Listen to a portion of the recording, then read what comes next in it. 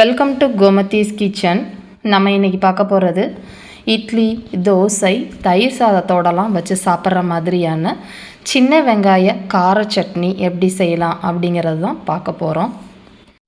கோமதிஸ் கிச்சனை சப்ஸ்கிரைப் பண்ணாதவங்க சப்ஸ்கிரைப் பட்டனை ப்ரெஸ் பண்ணுங்கள். உடனுக்குடனே அப்டேட் வேணும்னா பக்கத்தில் இருக்க பெல் பட்டனை மறக்காமல் ப்ரெஸ் பண்ணிக்கோங்க.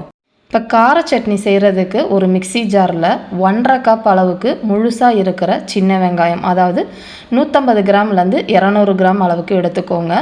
ஒரு 10 வெள்ளைப்பல் பூண்டு, அதாவது 1/4 கப் அளவுக்கு வெள்ளைப்பல் பூண்டு, 10 வரமிளகாய் சேர்த்துருக்கிறேன். காரத்துக்கு ஏற்ற மாதிரி சேர்த்துக்கோங்க.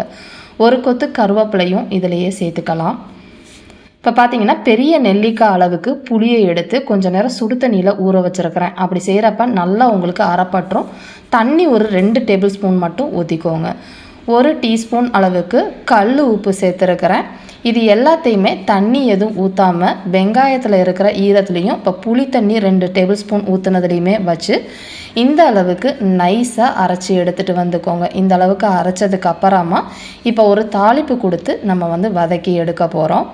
இந்த தாளிப்பு கொடுத்து வதக்கிறதுல தான் பார்த்தீங்க அப்படின்னா இந்த வெங்காய சட்னியோட டேஸ்ட்டே இருக்குது. நல்லெண்ணெய் ஒரு 4 டேபிள் ஸ்பூன் ஊற்றிட்டு இதில் 1 டீஸ்பூன் கடுகு, கொஞ்சமாக பெருங்காயத்தூள், ஒரு உளுத்தம்பருப்பு கொஞ்சமாக சேர்த்துக்கோங்க. கருவேப்பிலையும் சேர்த்துட்டு இப்போ அரைச்சி வச்சுருக்கிற சட்னியை இதில் சேர்த்துக்கோங்க. தண்ணி எதுவுமே ஊற்றக்கூடாது. ஊற்றுனீங்க அப்படின்னா அந்த பச்சை வாசனை உங்களுக்கு சுத்தமாக போகாது. அது இல்லாமல் தள்ளன்னு தெளிக்க ஆரம்பிச்சிடும். அதனால் ஒரு மிதமான தீயிலையே வச்சுட்டு இதை வதக்கி எடுக்கணும். முதல்ல கொஞ்சம் ஹை தீயில் வச்சு வதக்கினாலும் அதுக்கப்புறமா மிதமான தீயிலே வச்சுட்டு நல்ல சுருள நல்லா டார்க் மெரூன் கலர் இந்த அளவுக்கு வதங்கி வரணும். ரொம்ப ஹை தீயில் வச்சிங்கன்னா பச்சை வாசனை போகாது. இந்த அளவுக்கு மாறினதுக்கப்புறமா எடுத்து நீங்கள் சர்வ் பண்ணிடலாம். இதை நீங்கள் ஆறுனதுக்கப்புறம் ஃப்ரிட்ஜில் வச்சு 10 நாள் ஆனாலும் யூஸ் பண்ணிக்கலாம். ரொம்ப டேஸ்டியான கார சட்னி ரெடி ஆகிடுச்சு. இதே மாதிரி அளவுகளோட இந்த சின்ன வெங்காய கார சட்னி செஞ்சு பார்த்துட்டு எப்படி இருக்குங்கிறத கமெண்ட் பண்ணுங்கள்.